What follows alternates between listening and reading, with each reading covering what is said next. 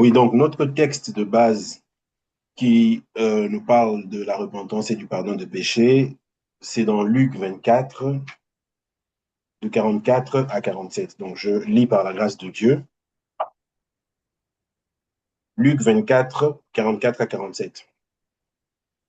Puis il leur dit, c'est là ce que je vous disais lorsque j'étais encore avec vous, qu'il fallait que s'accomplisse tout ce qui est écrit de moi dans la loi de Moïse, dans les prophètes et dans les psaumes. Alors, il leur ouvrit l'intelligence et il leur ouvrit l'esprit afin qu'ils comprissent les Écritures. Et il leur dit, ainsi il est écrit que le Christ souffrirait et qu'il ressusciterait des morts le troisième jour et que la repentance et le pardon des péchés seraient prêchés en son nom à toutes les nations, à commencer par Jérusalem. Je prends juste un appel, je pense que c'est quelqu'un qui veut se connecter. Oui, allô?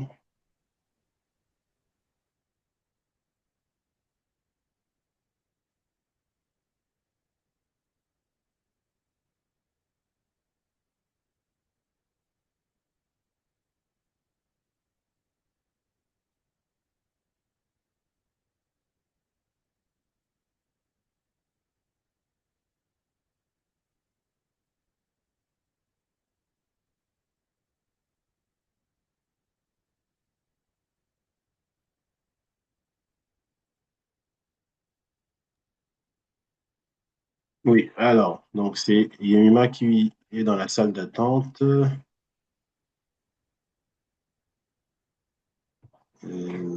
pour la connecter.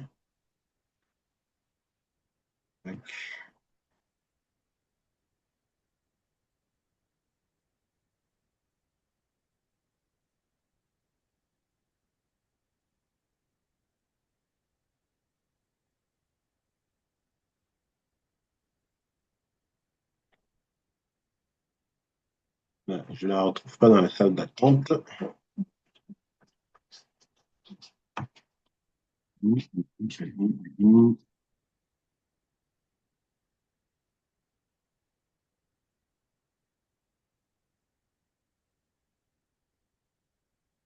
La rappeler, est-ce qu'elle a bien pris?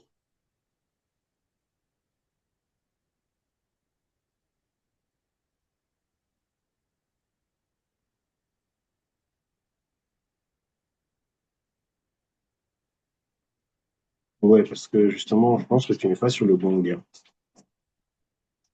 Voilà. Attends, je t'envoie l'ID pour que tu te connectes. Tu lances Zoom et tu tapes cet ID là, ça te permet de te connecter à la réunion. Ok.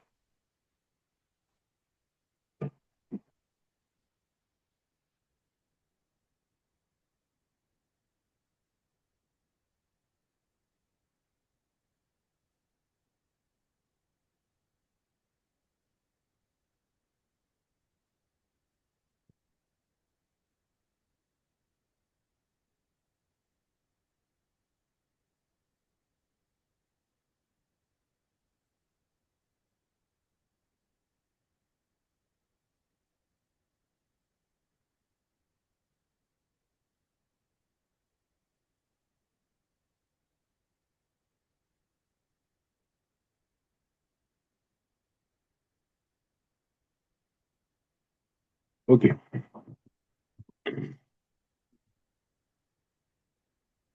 Donc voilà, la Bible nous parle ici de la repentance et du pardon des péchés. Le Seigneur Jésus-Christ nous dit que la repentance et le pardon des péchés devraient être prêchés en son nom. Voilà pourquoi nous avons parlé de la repentance, parce que c'est une condition pour pouvoir recevoir le pardon des péchés. On ne peut pas parler du pardon des péchés sans parler de la repentance.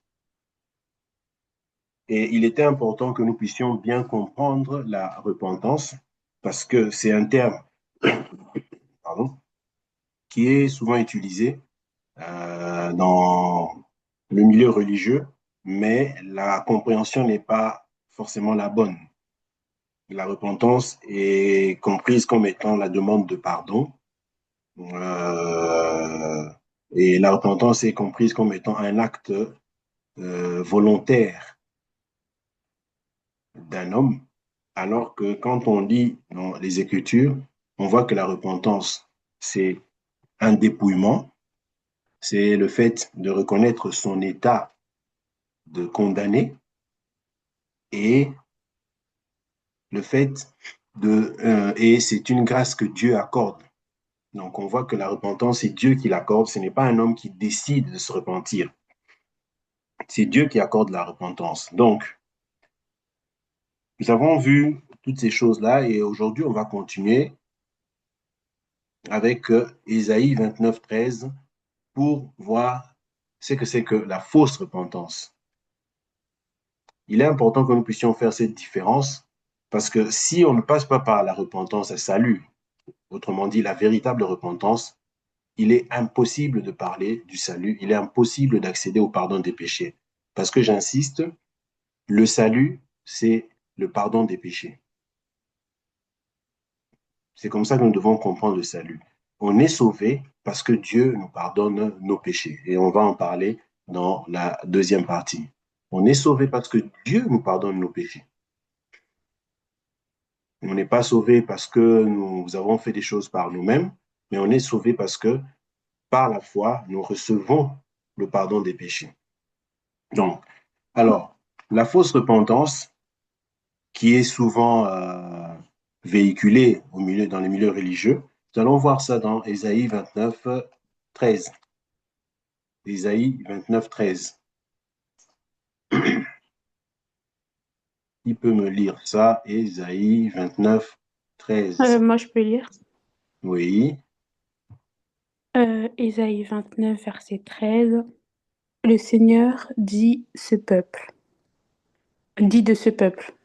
ce oui, peuple est près de moi en parole, il m'honore avec sa bouche, mais son cœur est très loin de moi. ok, Le respect qu'il a pour moi n'est qu'un commandement enseigné par des humains. ok. Donc, on voit ici que Dieu est en train de relever un état. Il dit que ce peuple a une crainte, mais cette crainte-là n'est pas celle que moi, Dieu, j'attends de lui. C'est une crainte de tradition humaine, une crainte que les hommes enseignent. Donc, c'est pour dire qu'il y a une façon de craindre Dieu enseignée par les hommes, mais une autre façon de craindre Dieu que Dieu lui-même nous enseigne. C'est ce qu'il dit ici. Je vais relire pour bien épingler ça. Ésaïe 29, 13.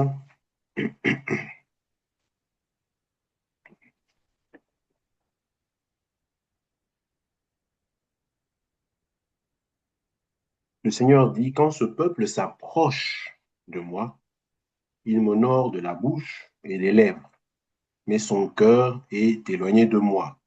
Et la crainte qu'il a de moi n'est qu'un précepte de tradition humaine. Donc cette crainte n'est pas la véritable crainte que Dieu attend de voir dans le cœur. C'est une crainte inspirée par la religion, inspirée par les traditions humaines. C'est pour cela, Dieu a déjà mis dans la pensée des hommes euh, la pensée de l'éternité. Donc les hommes, en tout lieu, de par le monde, ont une certaine idée, comme ça, oui, il y a un être qui existe, un être supérieur, oui, bon, pour le craindre, il faut faire ceci, il faut faire ça. Mais ça, c'est la tradition humaine. Dieu n'attend pas des hommes cette forme de crainte, de tradition humaine. Dieu veut nous enseigner la véritable crainte. Et la véritable crainte, c'est passer par la repentance. La véritable repentance. C'est ça la véritable crainte de Dieu. C'est passer par la véritable repentance. Parce qu'ici, qu'est-ce que Dieu dit? Ce peuple s'approche. Mais la réalité est que c'est juste une façade. Mais le cœur est loin. Et pourquoi le cœur est loin? Nous allons le voir dans Marc 10. Pourquoi le cœur du peuple est loin? Parce que ce peuple n'a pas compris ce que Dieu attend de lui. Et dans la religion, c'est pareil. Les gens vont en masse dans des réunions, les gens parlent de Dieu, font des manifestations, des séminaires et plein de choses.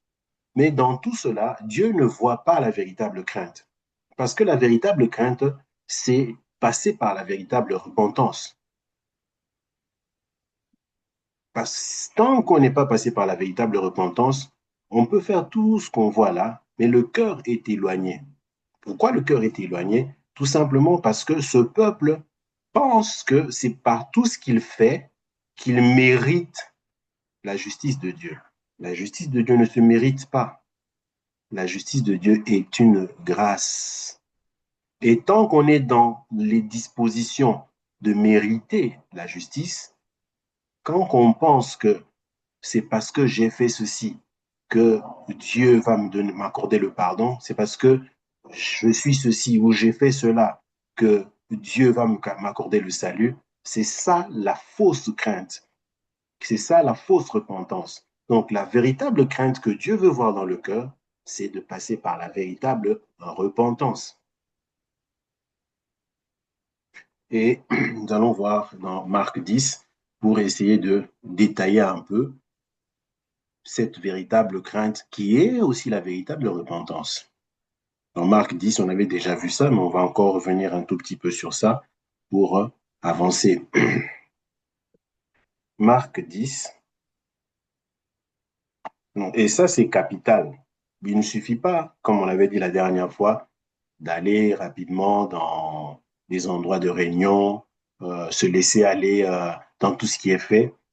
L'intention est certainement bonne, mais Dieu ne regarde pas l'intention. Dieu regarde les Écritures, la parole. Est-ce que nous sommes conformes à sa parole? Parce que les Écritures, la parole de Dieu, c'est ça même le cœur de Dieu, c'est ça même la volonté de Dieu.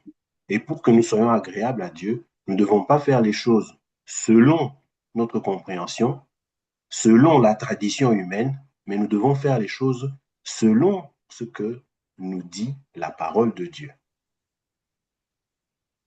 Marc 10,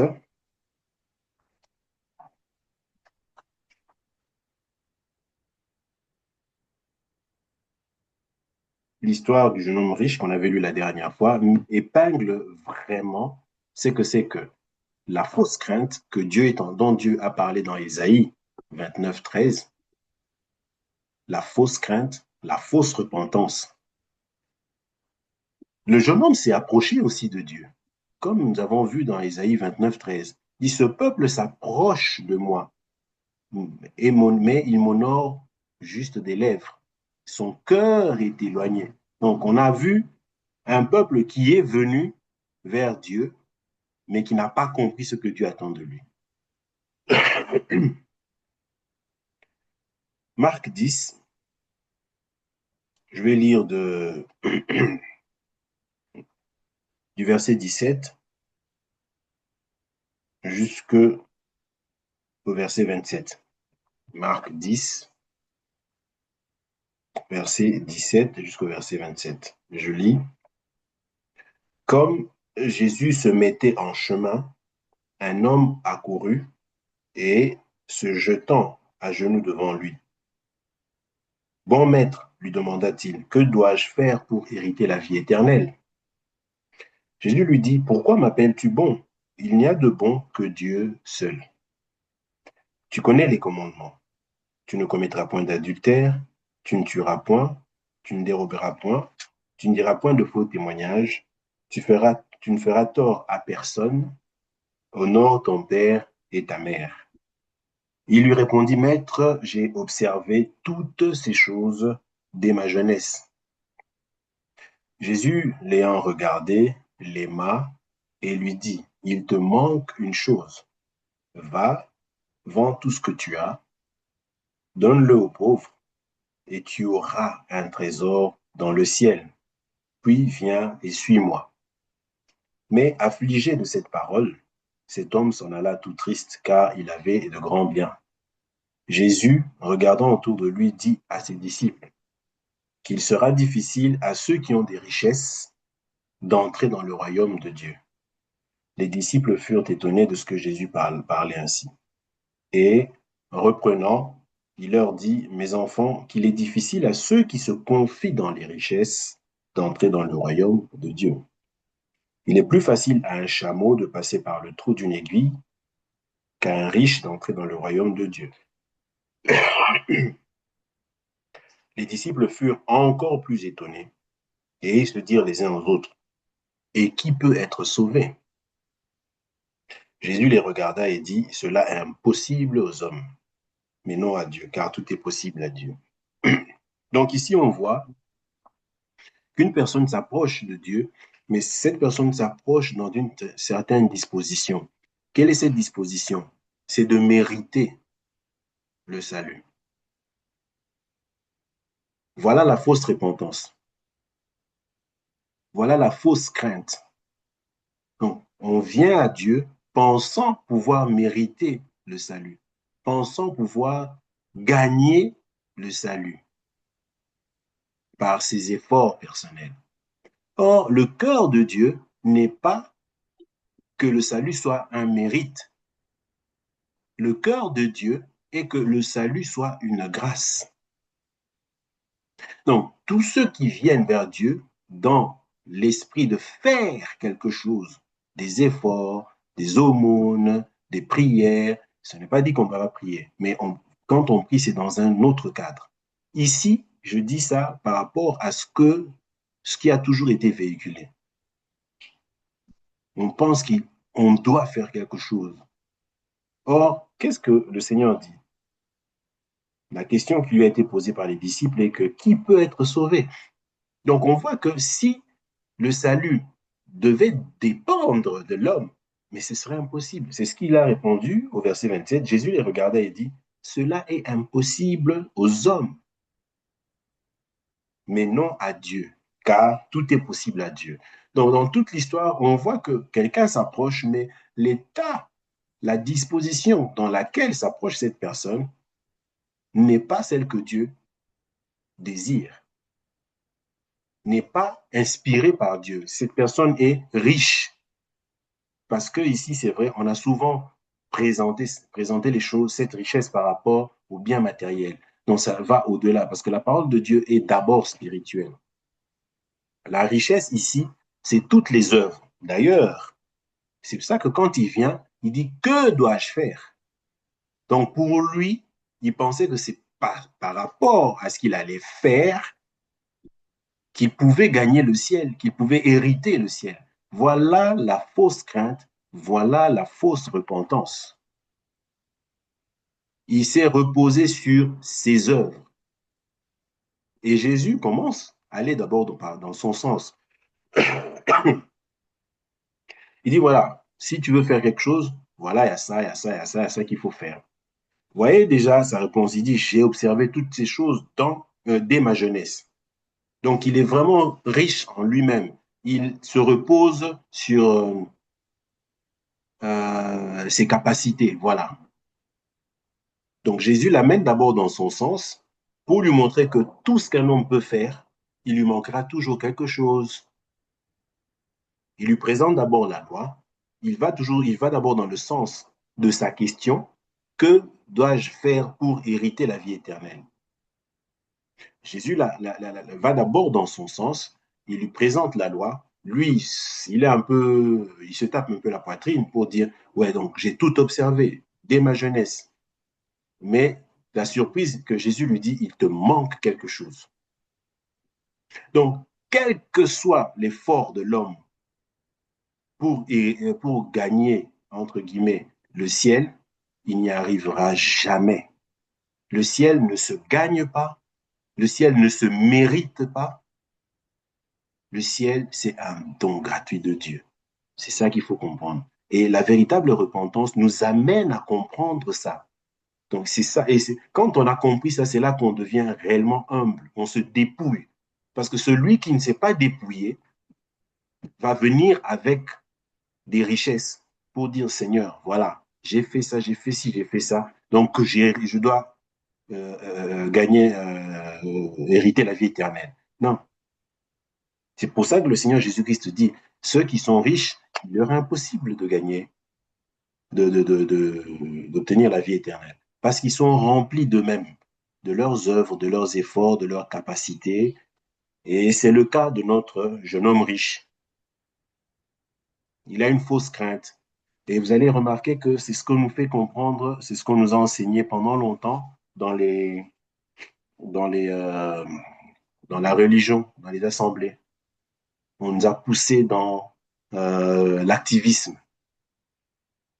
Et d'ailleurs, quand on est dans les assemblées, on pointe du doigt ceux qui sont très actifs. Il n'est pas dit qu'on peut pas faire quelque chose pour Dieu, si. Mais tel que c'est présenté, c'est que le bon frère, la bonne sœur, c'est celle qui s'investit du lundi au dimanche, qui est à fond, qui fait ceci, qui monte à gauche, à droite. On est dans l'activisme. C'est ça la religion. Et dans cet activisme-là, on pense que plus on en fait, plus Dieu est content, plus Dieu nous, comme on dit, nous bénira. Parce qu'on pense que tout ce que Dieu peut faire pour nous dépend de ce que nous avons fait, soi-disant pour Dieu. Ça, c'est la fausse crainte, c'est la fausse repentance. Et donc Jésus de conclure, c'est impossible aux hommes de se sauver. Impossible. Parce que le salut ne dépend pas de l'homme, le salut dépend de Dieu. Mais il dit ici, car tout est possible à Dieu. C'est impossible aux hommes de faire quoi que ce soit pour être sauvés. C'est impossible.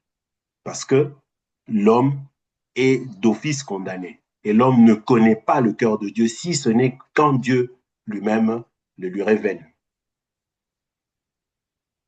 Donc, voilà ce que c'est que la fausse repentance. Nous allons prendre un verset qui montre justement cette richesse-là, hein, cette richesse dont parle le Seigneur Jésus-Christ. Ceux qui se reposent sur leurs œuvres, sur leurs efforts, pensant que c'est ça qui leur ouvre la porte du ciel. Matthieu 7. Matthieu 7. S'il y a une question, vous pouvez m'arrêter. Matthieu 7.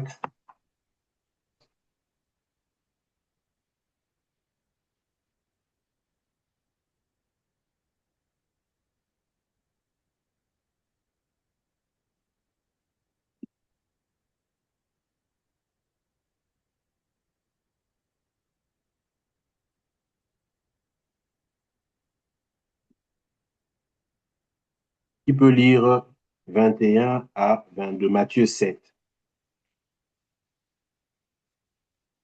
21 à Moi, 20. moi, je veux bien lire.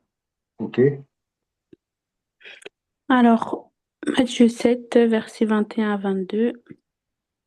Pour entrer dans le royaume des cieux, il ne suffit pas de me dire Seigneur, Seigneur, il faut aussi faire la volonté de mon Père qui est dans les cieux. Quand je viendrai pour juger les gens, beaucoup me diront Seigneur, Seigneur, c'est en ton nom que nous avons parlé, c'est en ton nom que nous avons chassé les esprits mauvais, c'est en ton nom que nous avons fait de nombreux miracles. OK. Continue. Alors je leur dirai, je ne vous ai jamais connus, allez-vous-en loin de moi, vous qui faites le mal. Voilà.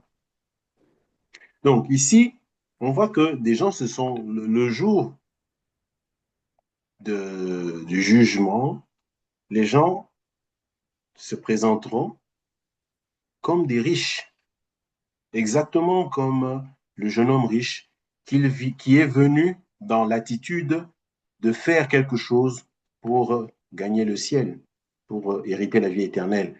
Il pensait qu'il en était capable. C'est ça qui est mauvais, c'est ça, retenons-le très bien, c'est ça la fausse repentance, c'est ça la fausse crainte.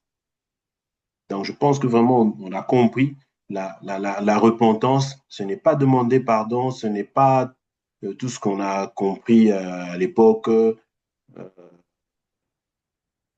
comme définition. C'est vraiment reconnaître son incapacité devant Dieu.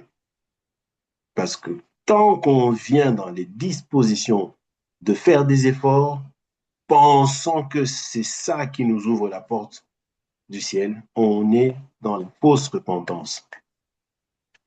Et donc, voilà des gens qui sont venus, et Jésus dit, hein, ceux qui me disent Seigneur, Seigneur, n'entreront pas tous dans le royaume des cieux, mais celui-là seul qui fait la volonté de mon Père qui est dans les cieux.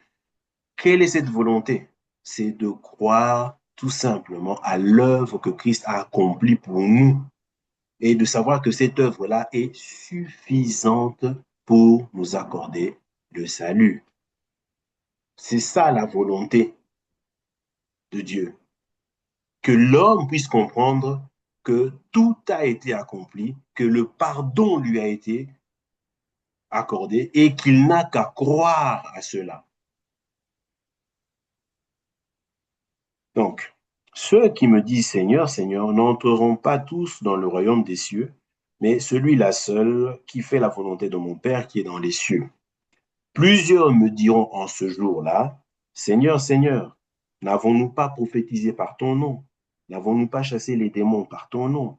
N'avons-nous pas fait beaucoup de miracles par ton nom? Alors, je leur dirai ouvertement, je ne vous ai jamais connu.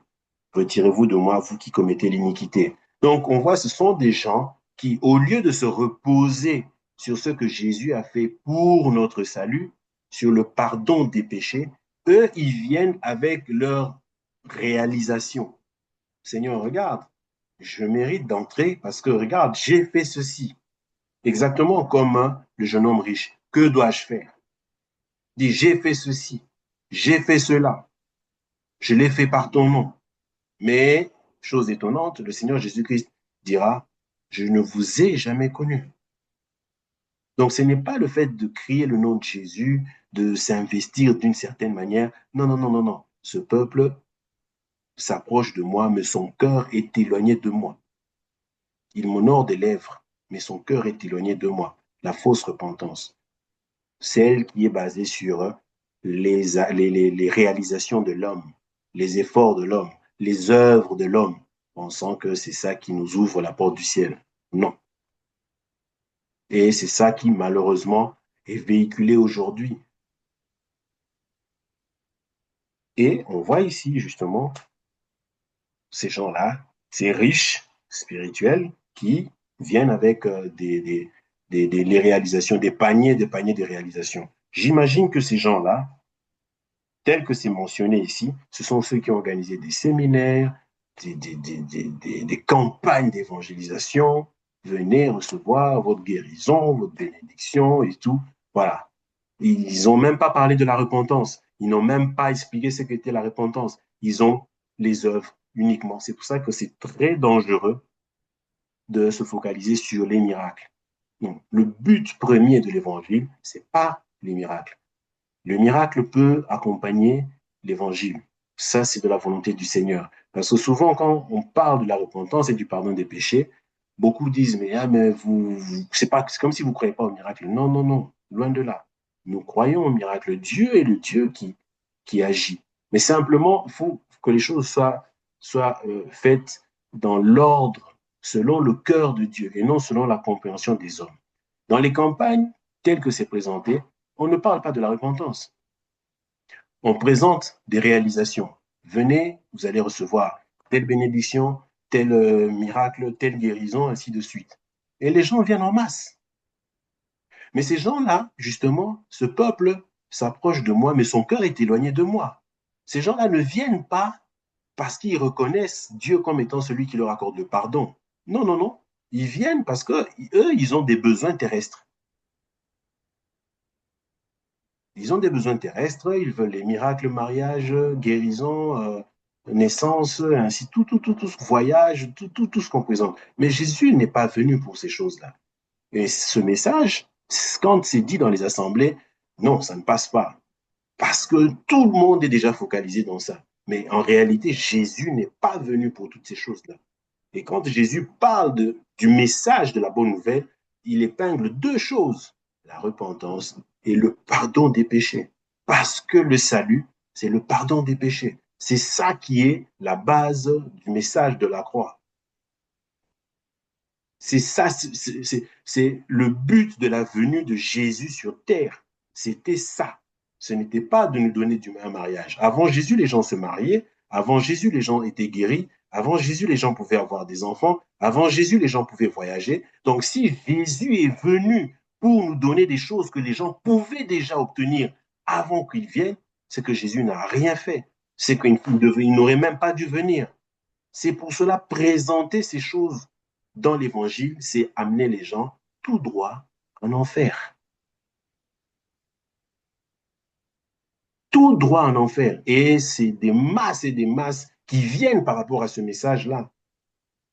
Guérison, mariage, miracle, il y a beaucoup de termes. Oh, le panier, que la bénédiction te localise, le panier circule. Il y a tellement de termes. Tous ces termes-là ont été, comment dirais-je, sont utilisés par rapport à cette conception des choses. La bénédiction, les miracles, guérison et tout. Nous tous, nous avons besoin de la guérison parce que ceci, parce que cela.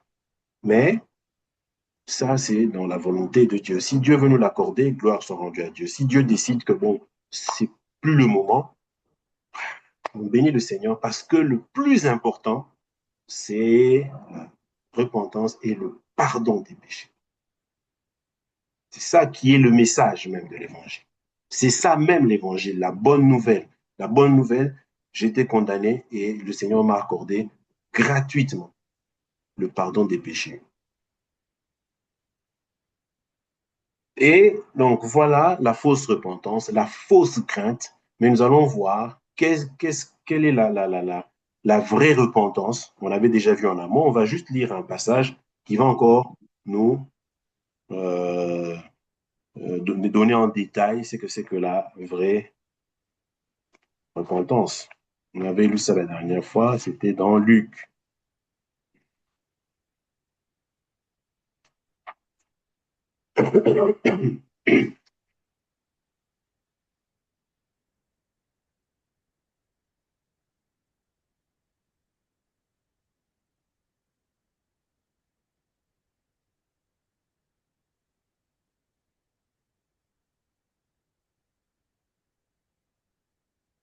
Euh, on va lire dans Luc 23,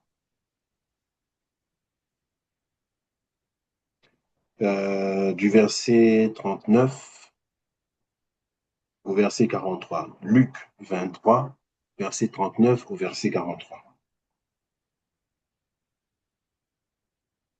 Luc 23, verset 39 au verset 43. Qui n'a pas lu, peut lire pour nous.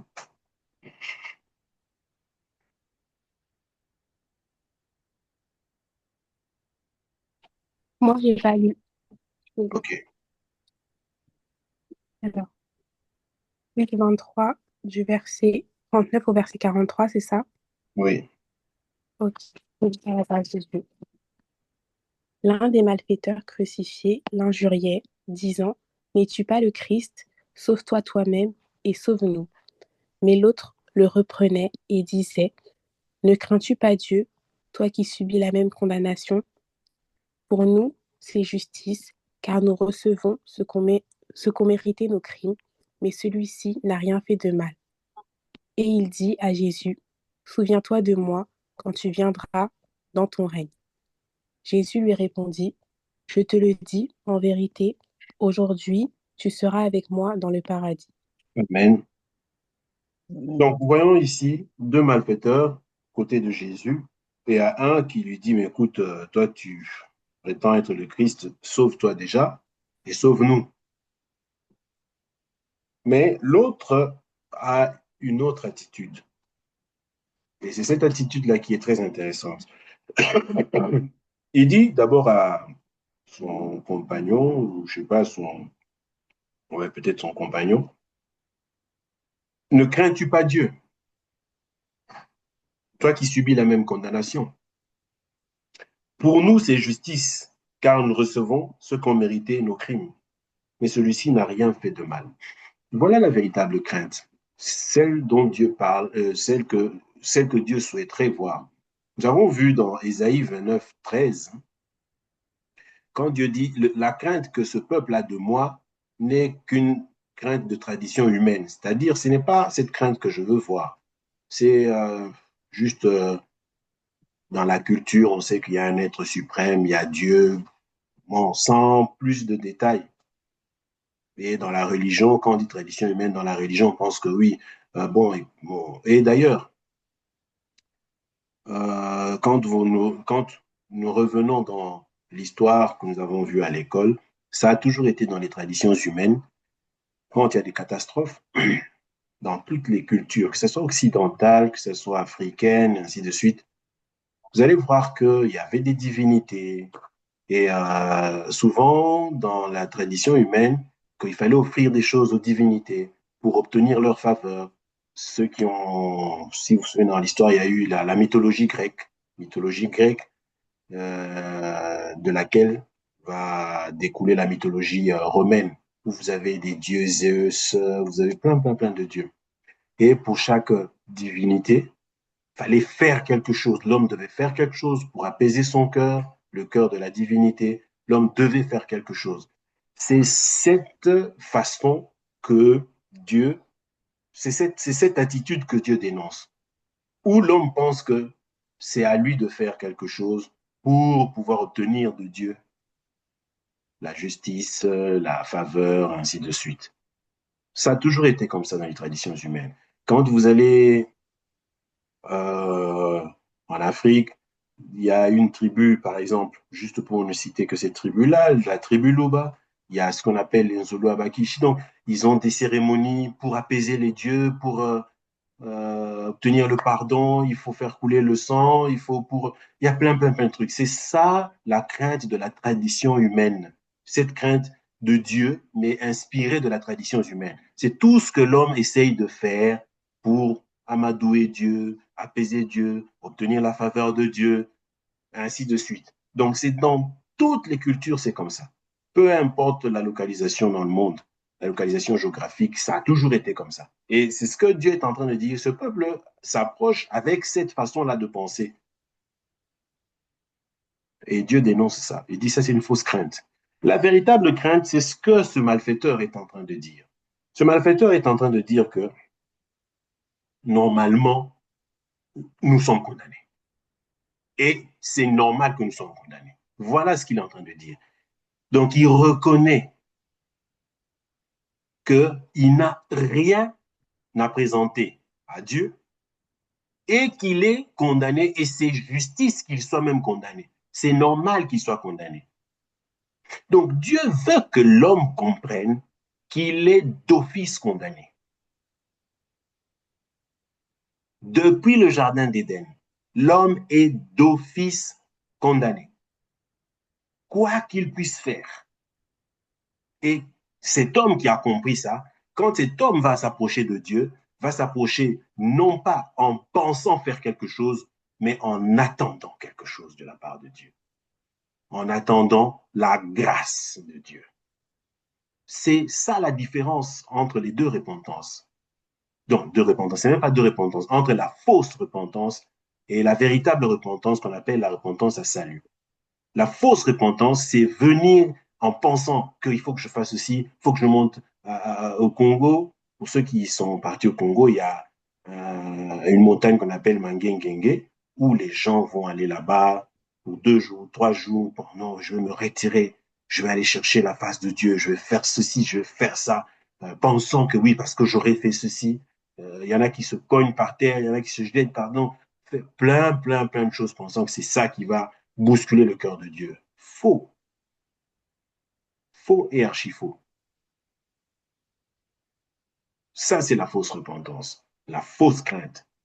La véritable crainte, la véritable repentance, c'est de venir donc résigner, dépouiller, reconnaître que je ne suis rien, je suis condamné. Et d'ailleurs, c'est normal que je sois condamné parce que je suis totalement pécheur. Et c'est ce que ce malfaiteur est en train de faire. Il dit, mais écoute, toi, tu es en train de parler, tu n'as pas la crainte de Dieu. Et tu ne sais pas que lui n'a rien fait, mais que nous, notre condamnation, elle est justifiée. Parce que nous méritons ce que nous avons fait comme par ce que nous sommes en train de subir, nous le méritons par rapport à nos crimes. Il a reconnu. C'est ça la véritable repentance. Il aurait pu dire, Seigneur, qu'est-ce que je dois faire? Non, il sait qu'il n'a rien à faire. Et quand il a reconnu, il s'est tourné, il a dit, Seigneur, bon, tout dépend de toi. Donc moi, je n'ai rien à faire, c'est ce qu'on a dit. La véritable repentance, c'est-à-dire que reconnaître que je n'ai rien à faire, je suis tout simplement condamné, j'attends simplement ton absolution, comme d'autres termes le disent. J'attends simplement ta grâce. Et il le dit ici, il dit, souviens-toi de moi. Il n'a rien fait, il sait qu'il n'a rien à faire, il reconnaît déjà que c'est normal qu'il soit condamné parce qu'il est 100% mauvais. Il dit simplement, souviens-toi de moi. Et le Seigneur lui dit, en vérité, je te le dis, tu seras avec moi dans le paradis. Donc voilà la fausse repentance, comme le jeune homme riche qui vient se tapant la poitrine pensant que lui doit faire quelque chose, comme ceux qui viennent en un but d'eux-mêmes en disant, voilà, nous avons fait ça, ça, ça, ça, ça, pensant que oui, ouais, parce que nous avons fait ça, donc nous avons notre billet pour le ciel. Non, la véritable repentance, c'est celui-là. Dit, je suis condamné, simplement, si tu peux me faire grâce. Le Seigneur lui dit, tu seras avec moi au paradis.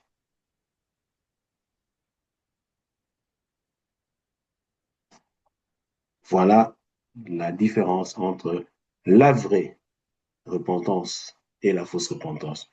Nous allons lire rapidement deux passages et nous allons finir par là pour prochainement aborder le pardon des péchés. Nous allons lire rapidement Matthieu 27, toujours pour mettre en évidence la vraie et la fausse repentance. La différence. Matthieu 27.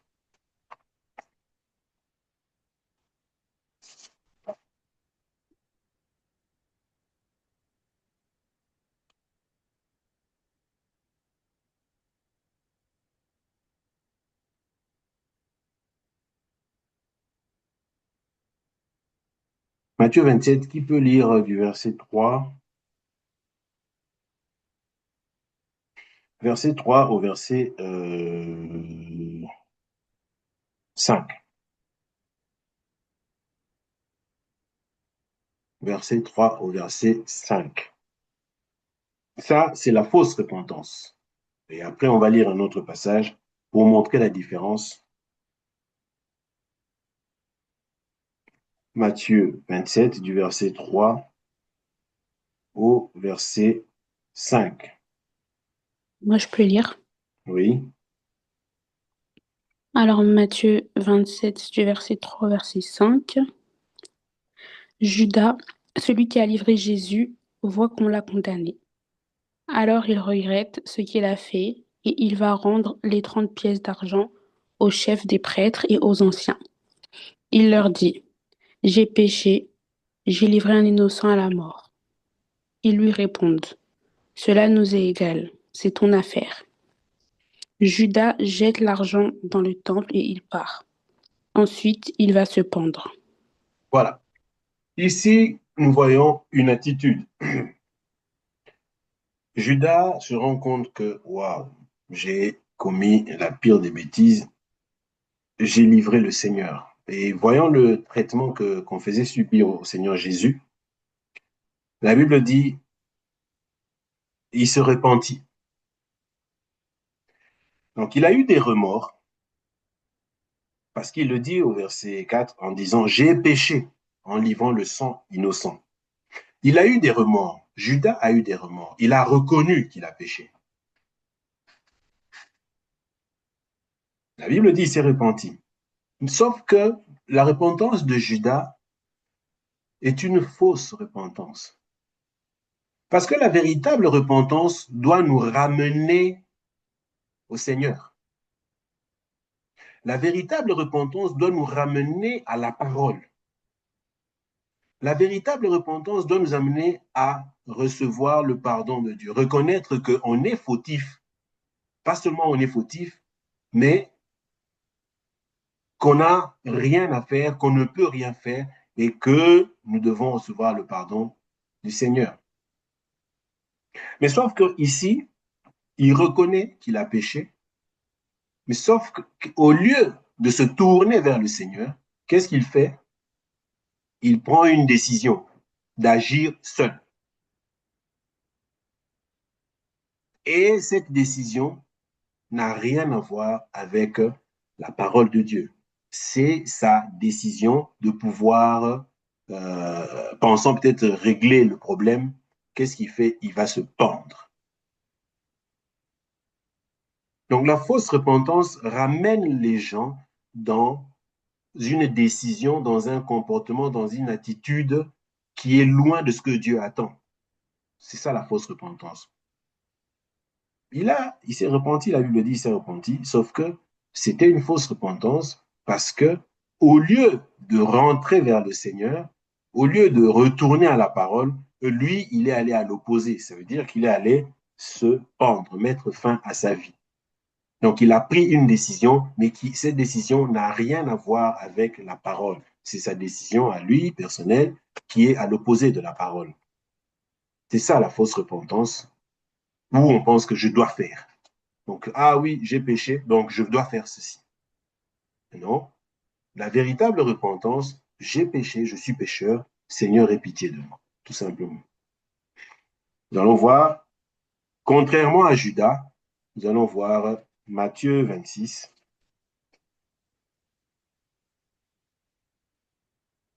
Juste un peu en arrière, Matthieu 26.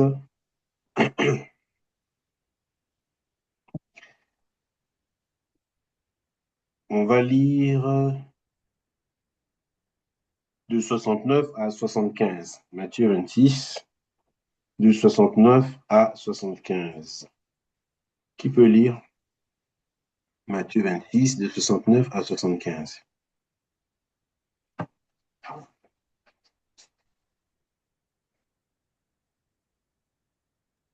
Moi, je peux lire. OK.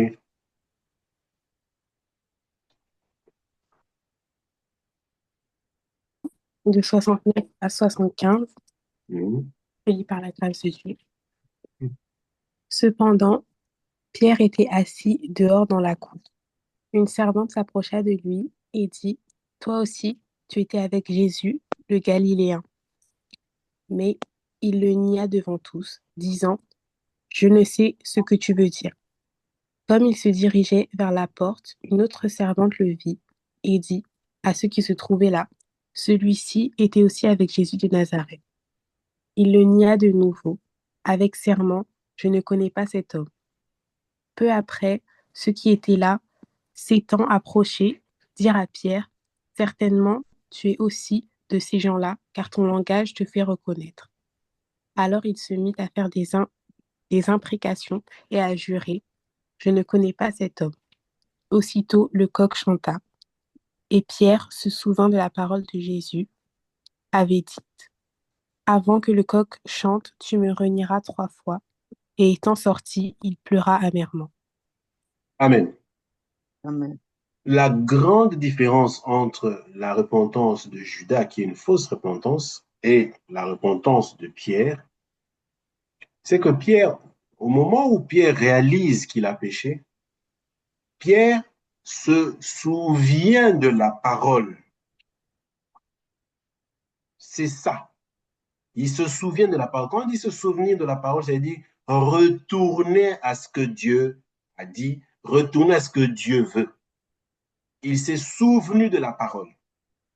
Par contre, Judas, qui était aussi avec le Seigneur et tout, Judas ne s'est pas souvenu du Seigneur, il ne s'est pas souvenu de la parole. Il a pris une décision d'aller se pendre. Donc, les deux repentances ne vont pas dans le même sens. La fausse repentance amène l'homme à mettre fin à sa vie, Judas, au lieu de se souvenir du Seigneur, au lieu de se souvenir de la parole. Mais Pierre, après avoir reconnu qu'il a péché, il pleure et il se souvient de la parole. Donc, quand on est dans la véritable repentance, on revient à la parole. Quand on est dans la fausse repentance, on va dans les pensées des hommes, dans ce que les hommes pensent, dans ce que les hommes disent, dans ce que les hommes font. Mais quand on est dans la véritable repentance, on revient à la parole. Parce que la véritable repentance, c'est de retourner à la parole, de retourner auprès du Seigneur.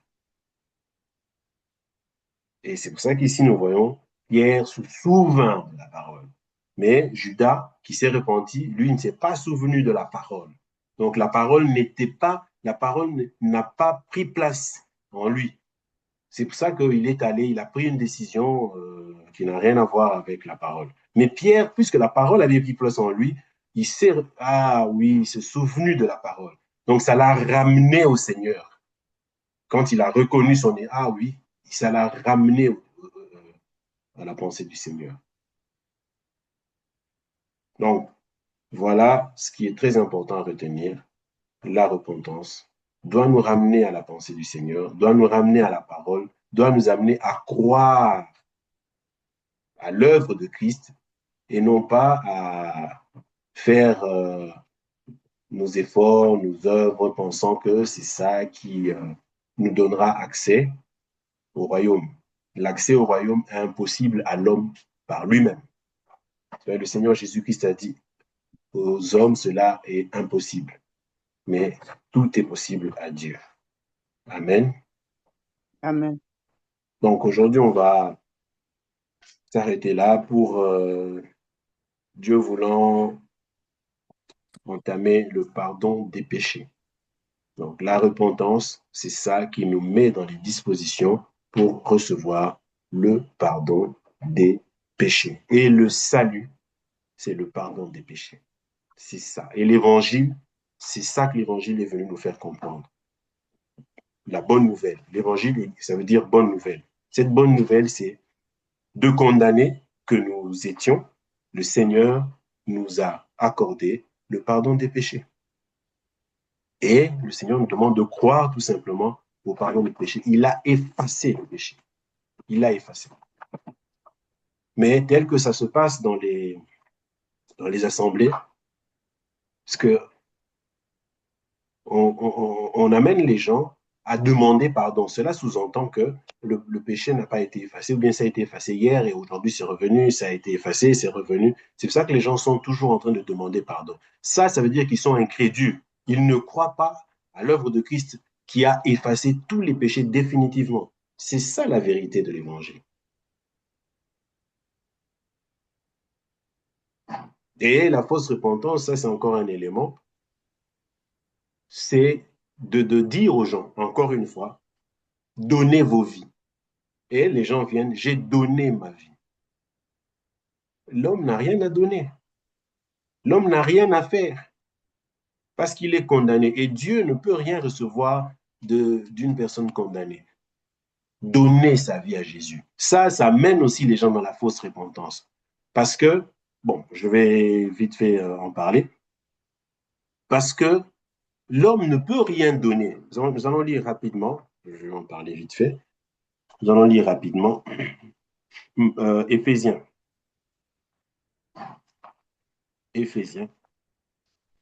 Donc ça aussi, retenez-le. Quand vous entendez « Donnez vos vies à Jésus, donnez vos vies à Jésus », vous allez voir ce qu'Éphésiens nous dit. Ça, c'est encore une fausseté, c'est encore une mauvaise compréhension des choses. Et ça aussi, ça amène les gens dans la mauvaise repentance, fausse repentance. Éphésiens.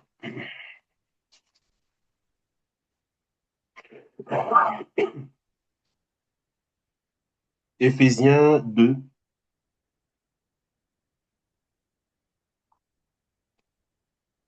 Éphésiens 2.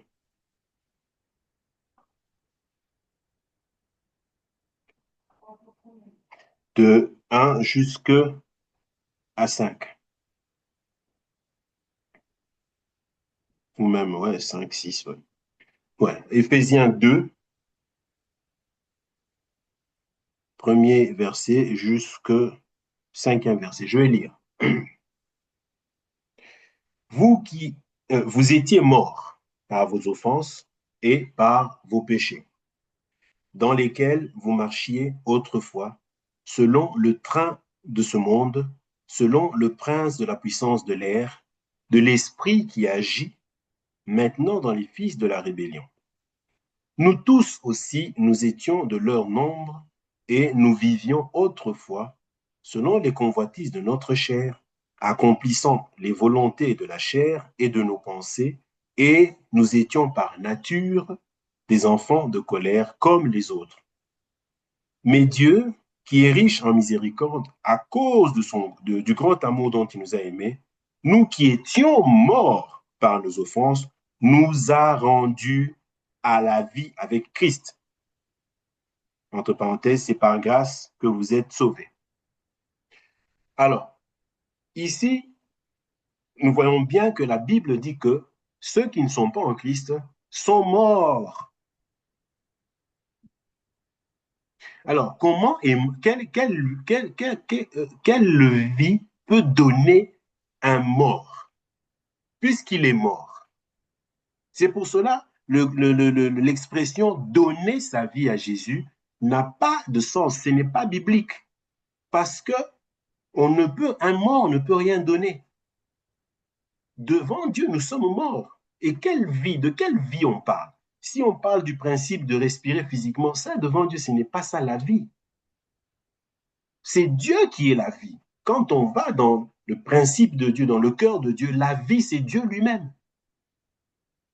Donc, quand on dit donnez vos vies, mais quelle vie? Puisque nous sommes morts quand on n'est pas encore en Christ. C'est ce que la Bible dit. Vous étiez morts. Et s'il y a quelqu'un qui doit donner la vie, c'est Christ, puisqu'il dit, je suis le chemin, la vie, la vérité. Donc c'est Christ qui donne la vie aux morts, qui nous a donné à nous, nous qui étions morts. C'est lui qui nous a donné sa vie. Mais voilà encore une aberration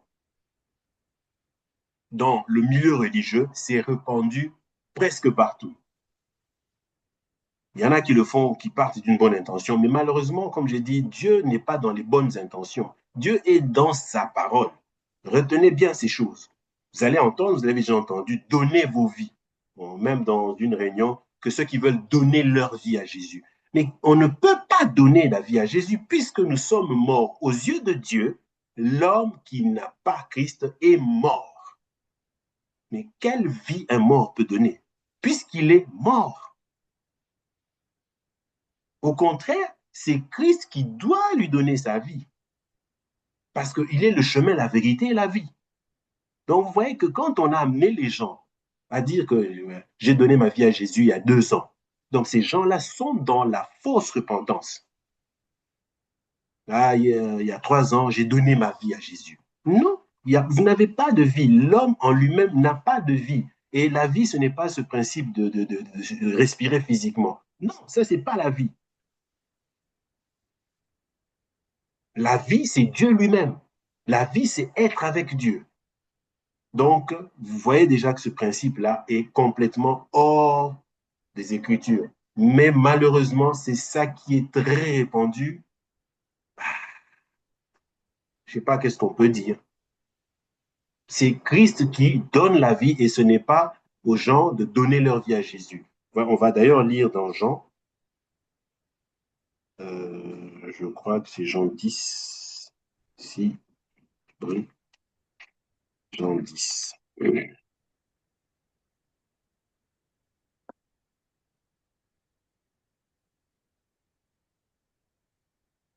Jean 10, 11. Qui peut lire? Marie-Esther, tu es encore là?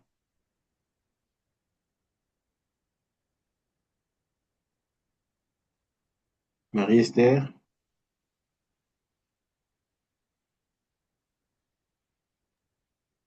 Moi, je peux lire. Ok. Jean 10, verset 11. Je suis le berger. Le bon berger donne sa vie pour ses moutons. Voilà. C'est Jésus qui donne sa vie. Ce n'est pas l'homme qui donne sa vie à Jésus. Ça n'a aucun sens. Ce n'est pas bibliquement correct. Malheureusement, comme je le dis encore, c'est très répandu.